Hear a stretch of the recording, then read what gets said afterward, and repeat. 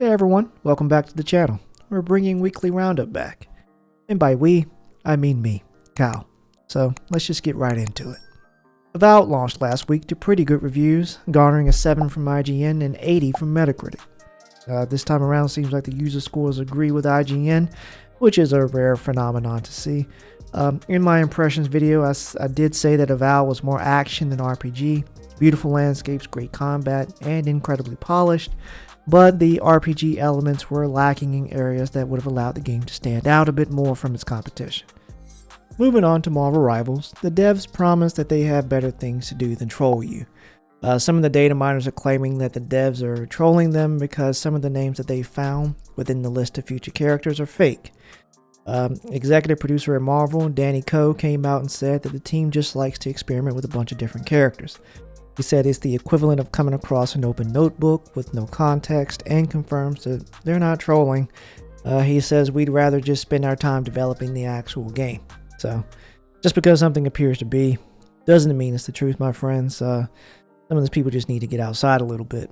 Staying within the vein of Marvel Rivals, they had some layoffs this week. Shocking, I know, considering how successful that launch was. But we all know by now that even success does not disqualify you from unemployment. People were initially shocked by the news because headlines suggested that the core director and team had been fired, but no, it was just some team off in Seattle that were responsible for the team up abilities you guys love so much. But don't fear, my friends, the core development team is alive and well in China, led by yours truly, Wei Kong Wu. Netease plans to divest from most of its overseas teams, which not only affects the Seattle studio I just mentioned, but others that are working on games like Quantic Dream and the Yakuza series. As always, the best time to be a game developer is never, because who would willingly go to work in an environment that's so hostile and unpredictable? For those of you who stupidly refuse to play Marvel Rivals due to your undying loyalty to Blizzard, you'll be pleased to know that the director of Overwatch 2 welcomes the competition for Marvel Rivals. Tough talk from a game with a mostly negative rating since launch, but whatever. He says, we're obviously in a new competitive landscape that I think for Overwatch we've never really been in before. To this extent where there's another game that's so similar to the one that we've created. What he means is we've gotten so fat and lazy due to all the money you guys keep giving us that we didn't feel the need to commit to any of the promises we gave you guys. I mean, hell, even the game mode that was used to justify a sequel was cancelled. Mr. Keller did admit that Rivals has forced a change in attitude within Blizzard and said this is no longer about playing it safe. As always, competition is good for the consumer, and I am interested in seeing what Overwatch comes up with to get their player base back. Will I play it? Absolutely not. I hate hero shooters. Oh, one more thing about Marvel Rivals. Did y'all know it was almost cancelled? The CEO says they weren't too keen on purchasing the licensing rights from Disney because, you know, them shits be expensive, so they considered replacing the heroes with original designs. But Netease has denied this statement. Which one is lying? Probably both, but who knows. Microsoft has now started to include Nintendo and PlayStation logos during their Xbox showcases. A move that Phil Spencer says is meant to be seen as a way to be honest and transparent about where their games will show up, and people should know the storefronts where they can get our games. I think it's even more clear now that Xbox is shifting away from the exclusive mindset and trying to get their games in front of as many eyes as possible. Will we see the Xbox app on a PlayStation console in the next few years? Who knows? If you told someone 10 years ago that Forza and Gears were becoming a PlayStation, you probably would have gotten a Code Red Mountain Dew upside your head for even speaking like that, but this is the state of Xbox at this moment.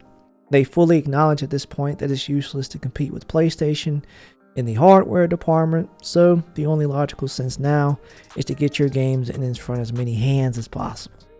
I mean, they gotta make up for that $1 billion acquisition somehow. You know, funny how they have all this money to spend and people still losing their jobs. Sticking with Microsoft, they've been trying their best to get a slice of the handheld market, particularly on the software side. And how do they answer? Not great. The results are in, and the Lenovo Legion Go S coming in at roughly $730. Boasts great ergonomics, adaptive triggers, and an incredible 8-inch display with variable refresh rate. But unfortunately, the Windows software that runs it makes for an experience so bad that it's not worth buying. I believe the words were cumbersome and inviting, as reported by Cameron Faulkner at Polygon. But don't be dismayed, dear friends, if you still wanted a chance at getting one, just with a different OS. Lenovo has announced a SteamOS version coming later in the year. Ninja Turtles are coming to Black Ops 6. You must be wondering why this is news, but hang on, give me some time to sell you on it. All 4 Ninja Turtles coming to COD, but they won't be available as an all-around inclusive bundle. You will have to pay for each turtle individually. Each one is going to cost you $20. And if you want Master Splinter included, because can't leave him out, he'll be available in his own $10 premium event pass. So if you wish to get everything in this Ninja Turtle crossover, it's going to cost you a whopping $90 just for a seasonal event. Mind you, that's more expensive than the actual game if you were to go out and buy it. But the only reason I'm bringing this up is because players within the community are now saying that Black Ops 6 may as well go free to play, considering how expensive and egregious these microtransactions are. They're using the exact same models that free to play games use. And let's be honest, will Activision change? No. Some of you keep playing and some of you keep buying. What's the point of them changing? As long as you keep jumping on the game and purchasing even a $5 skin, which I'm not even sure even exists, they will continue to do things like this. Because no matter how much you bitch and moan about it, people will still play. Even regardless of how broken the game is. I mean, there's talks of relentless cheating, server issues, aggressive skill-based matchmaking.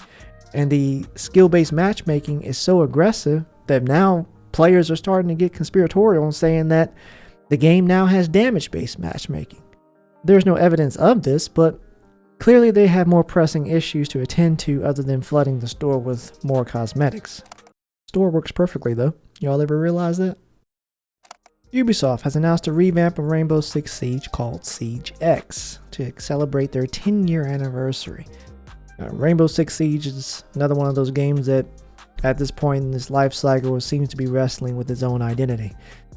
What was advertised and what was delivered at launch were 2 completely different things. I learned my lesson with Ubisoft when the first Division launched, and what an incredible mess that was. That trailer gave off the vibes of a really hardcore PvE survival shooter, and in return, what did we get? Bullet sponge and looter shooter.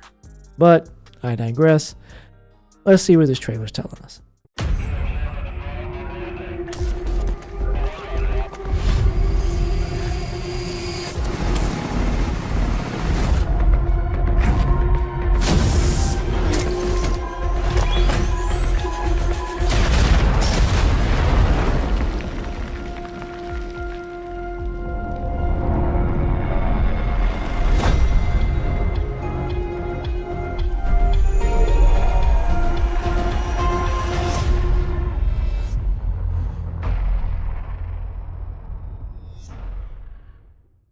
So absolutely nothing other than a date for the showcase. Got it.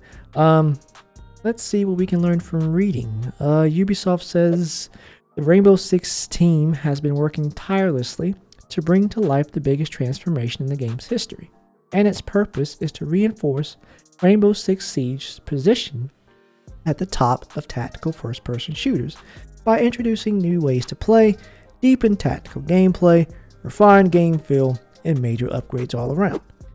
Claiming to be at the top of the tactical FPS genre is a bold statement when Ready or Not and Squad exist. I know they're only available on PC, but boy, if Ready or Not ever makes it to console with a PvP mode, it is a clinical wrap for Siege. But anyway, if you're still interested at this point, make sure to put March 13th on your calendar. Go nuts.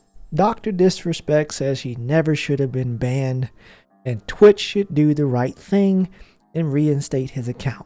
If you guys remember, Dr. Disrespect admitted to sending inappropriate messages to a minor last year, and this tweet came as a response to Twitch support as they laid out some updates to their new enforcement system. It'll allow streamers to easier track their violation history and know where their channel stands. Listen, I don't want to spend too much time on this man, but all you had to do was not talk to children. Simple. You have a wife and kids to take care of, and they rely on you not to speed run your career into the ground. But let's be honest, he'll always have fans rooting for him and cheering for his return. Talking to children inappropriately just isn't enough to sink your career, apparently. There's rumors of an Elden Ring movie in the works. George Martin says there's been a few whisperings here and there about it, but he can't say too much at the moment. He also doesn't know how much he'll be involved, considering he still has a series to finish. I mean, I'm really interested in knowing how many people are actually interested in Game of Thrones at this point, considering how botched that last season was. But anyway, that's something to look forward to for all the Dark Souls sycophants out there. One last thing, there's a new Avatar series in the works, helmed by the original creators of Avatar. Thank God. Don't want anyone else getting a hold of this series thinking they can do better. It's already been picked up for 26 episodes, split into 2 seasons, the same as Legend of Korra, and the official synopsis is as follows. Avatar 7 Havens, set in a world shattered by a devastating cataclysm. A young earthbender discovers she's the new Avatar after Korra, but in this dangerous era, that title marks her as humanity's destroyer, not its savior. Hunted by both human and spirit enemies, she and her long-lost twin must uncover their mysterious origins and save the 7 Havens before civilization/strongholds collapse. I have to say it is nice to see the continuation of the series, strictly the animated side of it. I refuse to watch any live-action versions after, well, you know.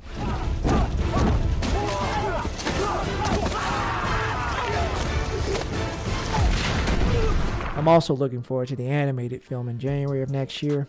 It'll just be nice to see the old gang back together, and hopefully it'll create some new fans in the process. But that's all I have for you guys this week. Thanks for staying and listening. Don't forget the best way you can help our small channel is to like, subscribe, and hit that bell so you never miss a video. And don't forget to leave a little comment at the bottom. We really enjoy hearing from the community. Catch you guys later. Bye.